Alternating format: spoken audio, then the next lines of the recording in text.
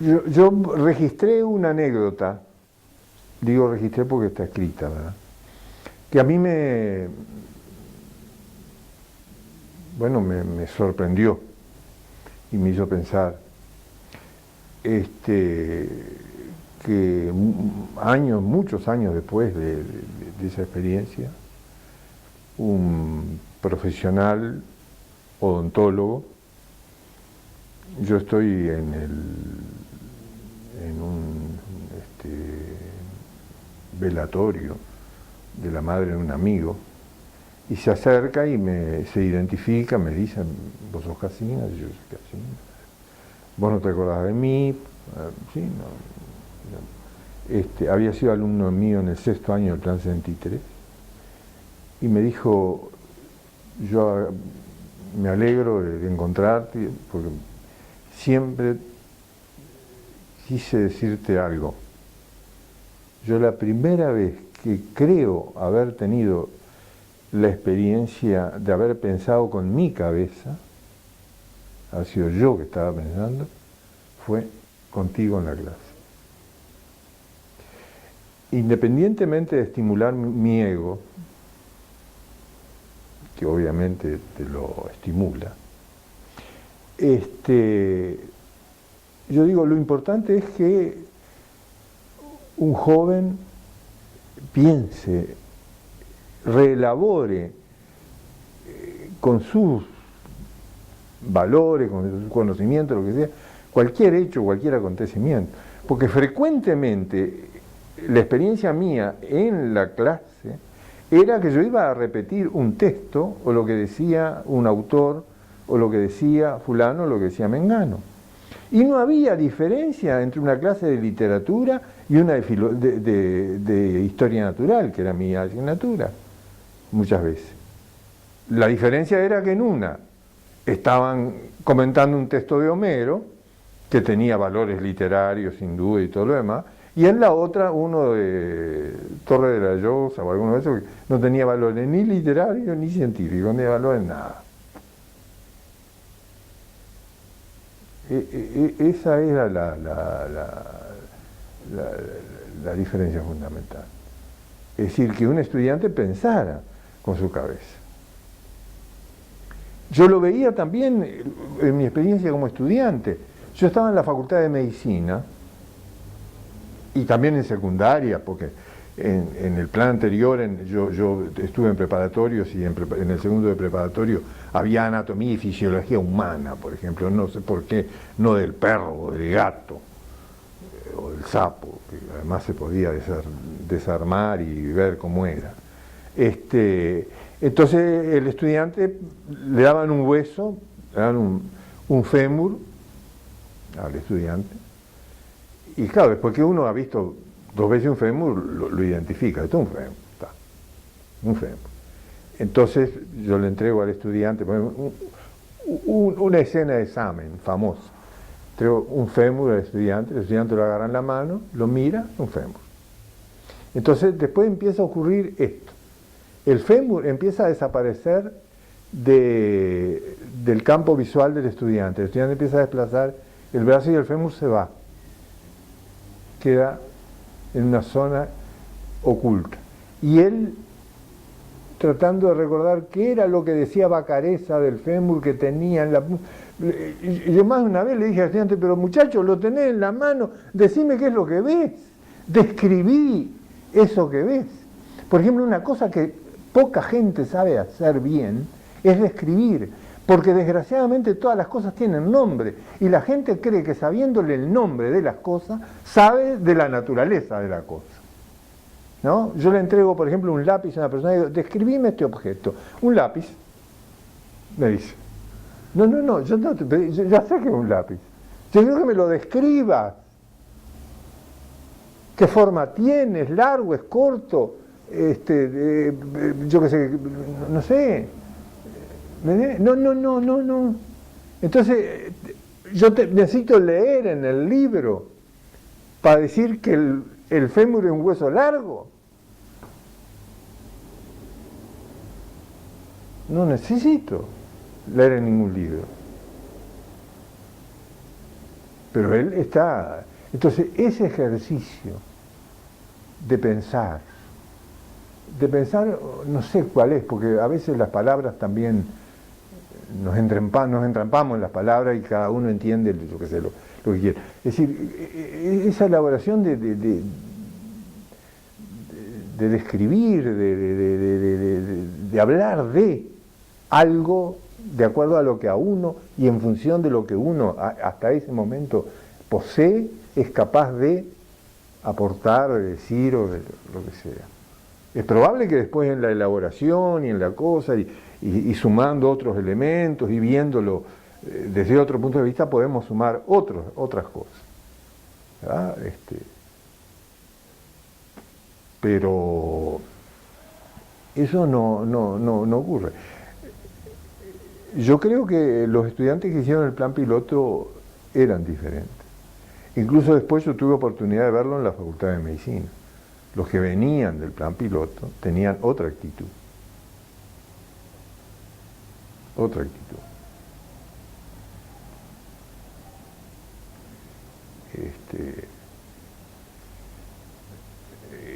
También y además esa rigidez, porque yo qué sé, la ciencia, y yo puedo hablar de la biología,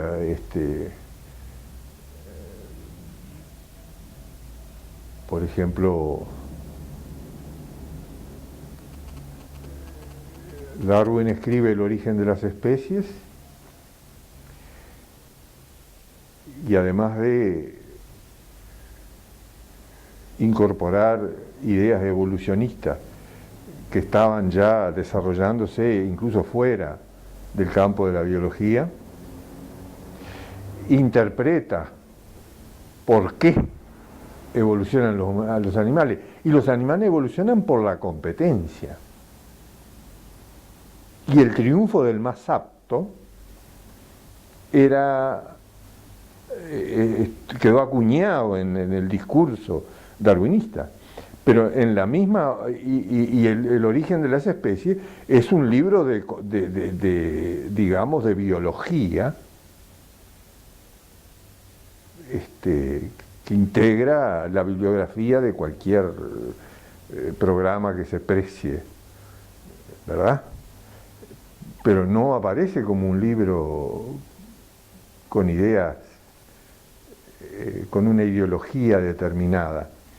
Nadie dice que Darwin lleva ideas que eran de la época del imperialismo económico, la era victoriana, del imperialismo económico, ¿verdad? Del triunfo del más apto y de la gran flauta, porque en la misma época otro autor escribe también un libro de biología que se llama La ayuda mutua y el autor es Tyodor Kropotkin.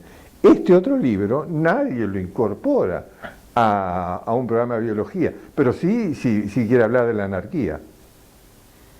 ¿Ya? Pero Tyodor Kropotkin, los mismos fenómenos que Darwin analiza y pretende explicarlos por la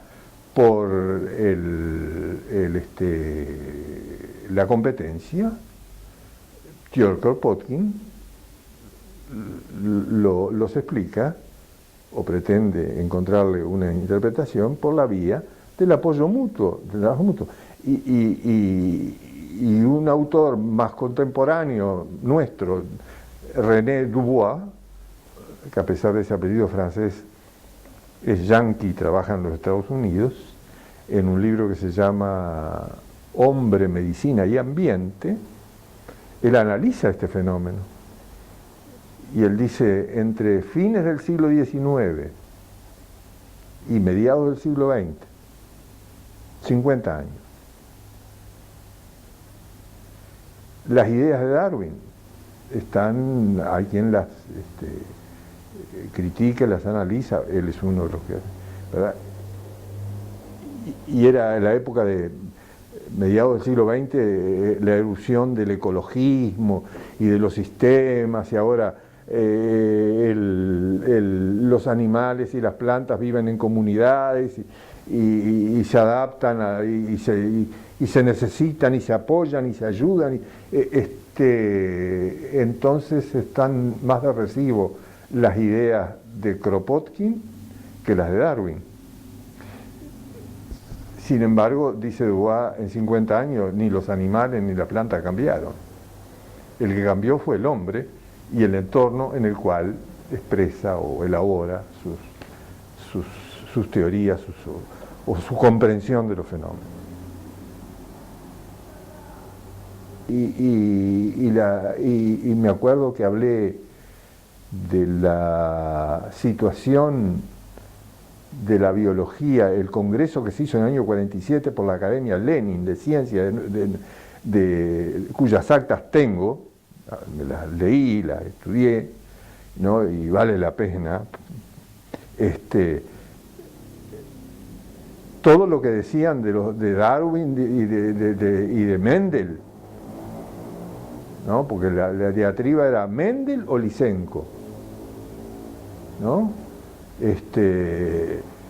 Me acuerdo que a los mendelianos les decían criamoscas, porque en aquel momento estaba de moda la drosofila, Melanogaster. Bueno, me acuerdo que cuando terminé, algunos miembros del tribunal me elogiaron y dicen, nunca creímos que iban a... Yo creo que, porque la ciencia es parte de... ¿verdad? Y se discute todo esto, ¿verdad? Yo en este momento estoy muy preocupado, por ejemplo, por nuevos paradigmas para la biología, y hay dos personajes que los estoy estudiando, como puedo y cuando puedo, que son Francisco Varela, lamentablemente falleció muy joven, y Maturana, que todavía vive, chileno, don Humberto Maturana, que trabajan en nuevos paradigmas para la biología. Por ejemplo, cuando una persona se habitúa a hacer solamente lo que le dicen que hay que hacer, cuando en ningún momento él toma la decisión y se asume la responsabilidad de hacerlo. Buenos días. Buenos días. ¿Cómo están? Mi señora. No se preocupe, quédese tranquilita. Simplemente a ver si te... Papi, ¿estás con calor? ¿Hace calor acá? No. Sí, no, yo creo Quería que sí. tomar un cafecito, un tecito. Yo te acepto un café, porque vivo de café. ¿Cómo? Yo aceptaría un café Un porque cafecito. vivo de... Bracafé tengo, no de lo tengo que esta fuere, ¿no? Siempre que sea negro. ¿Uno solo? Por ahora. Gracias, nosotros tomamos mate de mañana. No, no. Ellos cultivan una Bueno. prioridad que me ha sido denegada. ¿Cómo? Vale, voy a sacar el No, con el sigamos mate. más. Sí, sí. Yo ahora perdí la... Tú me decías que era distinto el acostumbrarse a seguir una instrucción. Es claro. Miguel Ángel Pareja, en una entrevista que le hacen en Marcha, se la hace creo que Gabriel Perufo y no me acuerdo quién más, si no me equivoco. Así que esto hace años ya. Siendo director de la Escuela de Bellas Artes. En un artículo que se llama, el título del artículo es, creo, no olvidarme o recordar bien, entre el yo y el nosotros, ¿no? Y él dice que en la Escuela de Bellas Artes antiguamente llegaba el estudiante y entonces le ponían el modelo adelante, el jarrón, la manzana, después se lo iban complicando, la figura humana, lo otro, ¿verdad? Y después de 3, 4 años de un programa de trabajo así académico, llamémosle, ¿verdad? Bueno, el tipo salía artista, pero nunca había pintado nada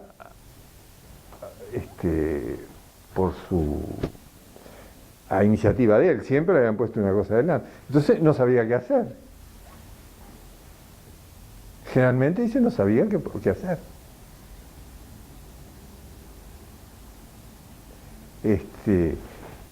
Complementando eso y en una cosa muy personal y muy íntima, y por lo tanto con un valor meramente anecdótico, yo tengo 3 hijas. Y yo como, además de haber sido alumno, después tenía una relación de amistad con pareja,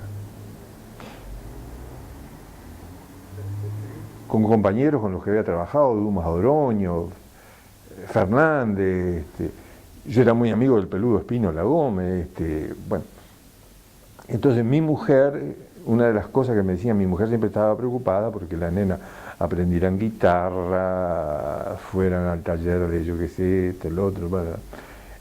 Vos que tenés tantos pintores amigos, a ver, las nenas, que yo sé cuánto. Y entonces dice, ¿por qué no le hablas a pareja? Yo sé cuánto, a ver qué podíamos hacer. Entonces yo, cuidándome o curándome en salud, le digo, bueno, mira, vamos a ir a lo de pareja, pero yo desde ya te adelanto que yo no le digo una sola palabra, vamos con las nenas a lo de pareja. Mi hija mayor nunca se olvida de esa visita a la casa de pareja. Pareja pintaba, siempre pintó rodeado de animales. Y en ese momento tenía palomas y un terutero ahí dando vueltas en el taller donde... Cuando estaban las piedras en la casa de Manuel Rosé tenía una enorme cantidad de peceras. Bueno, entonces estaba allí. Y mi mujer en algún momento no se aguantó. Y le dijo, a mí me gustaría que las nenas, yo sé cuánto, le buscó la manera de meter un bocadillo, ¿verdad? Y entonces pareja le dice, mire, lo peor que puede pasar es que alguien les enseñe a pintar a las nenas. Si usted quiere que las nenas pinten, dele papel, lápices, colores, y déjelas. Después veremos, a ver,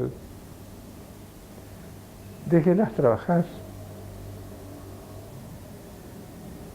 Bueno, son esas cosas, anécdotas que a mí me han servido. Por ejemplo, yo me acuerdo de una anécdota de Manuel Espínola Gómez, que Gershwin parece que en determinado momento estaba preocupado si él no lograría orquestar mejor, yo no sé un pito de música, bueno, le preocupaba la orquestación. Y entonces, en ese momento Ravel era el sumum, ¿verdad? El autor del bolero.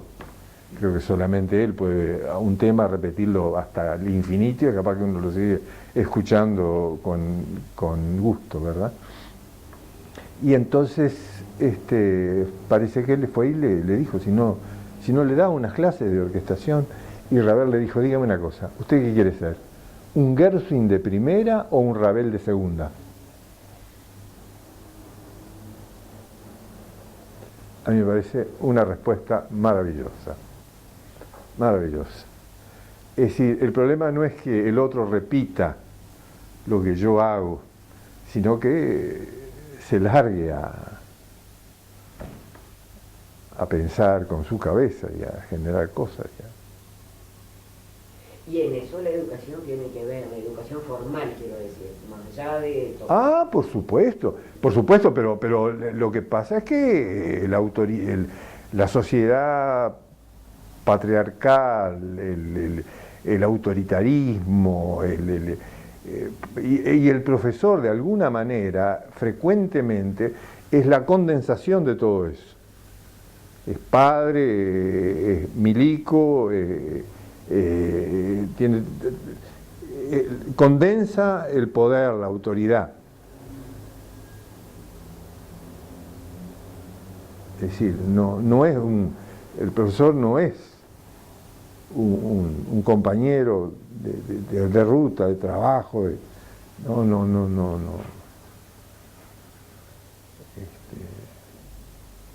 Es una autoridad. Yo viví todavía, y viví profesores que entraban a la clase y nos teníamos todo que parar, saludar, después sentarnos, después pasaba la lista, después llamaba, había que dar la lección.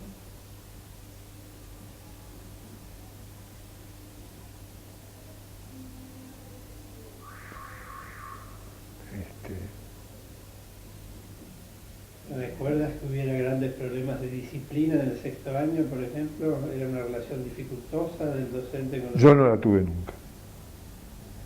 Yo no la tuve nunca. ¿Qué no tuviste nunca?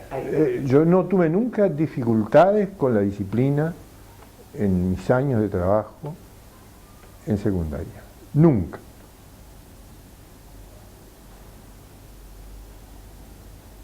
Nunca. Yo nunca recuerdo haber expulsado a un estudiante, por ejemplo, de la clase. Yo no me recuerdo nunca haberme ido a quejar Un cafecito. a A ver, papi. Tiene el azúcar acá, no se lo puse yo. No, muchas gracias. gracias. Como sin azúcar. ¿Qué querés? ¿Cómo? No, que me están filmando. Ah, No hay problema. Los salinos, los salinos. No. Por favor. ¿Me querías decir algo? Bueno, ¿me entendés? Yo no tuve. Ahora, eso no quiere decir que no haya tenido conflicto con algunos estudiantes, pero los dirimimos mano a mano y lo explicitamos.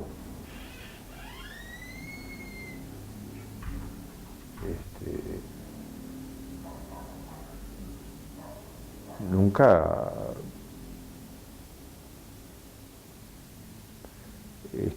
tampoco podría decir que nunca, por ejemplo, me enfrenté con que en la clase se armara alguna batahola, hubiera un momento de, bueno, tratábamos de encontrarle, bueno, qué pasó,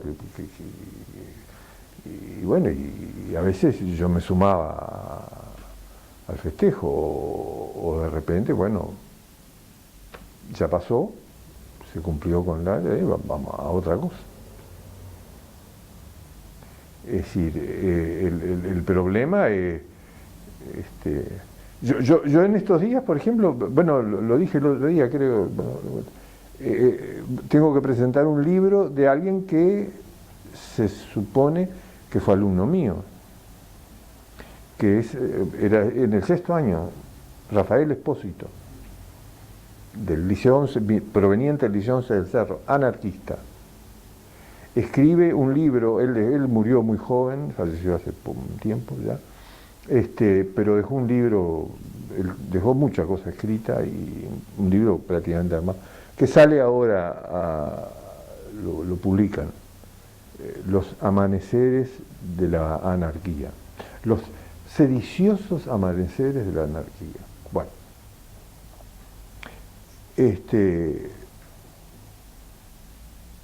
Rafael Espósito asistía regularmente a mis clases y era un polemista y expositor informado, lector extraordinario, inteligente, y era un militante, digamos, de la actitud que yo había asumido allí en el sexto año del Plan 63. Ahora, yo no pasaba lista, no calificaba a los estudiantes, los conocía por el trato diario en la clase. Yo me enteré después, él me dijo, yo nunca fui alumno tuyo, yo era de otro grupo, pero le gustaba venir al grupo y meterse en el lío que se armaba ahí en el grupo. En otras circunstancias, en otras condiciones puede transformarse en un escándalo público, ¿no?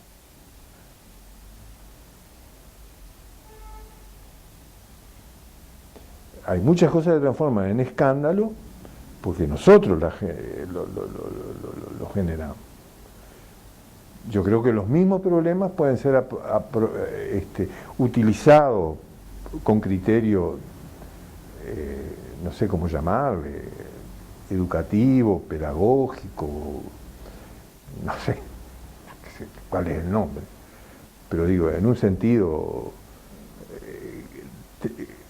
o tratando de contribuir a superar esa situación, o a cristalizarla y hacerla un permanente conflicto. Pero eso es una enfermedad que la tenemos ya socialmente incorporada.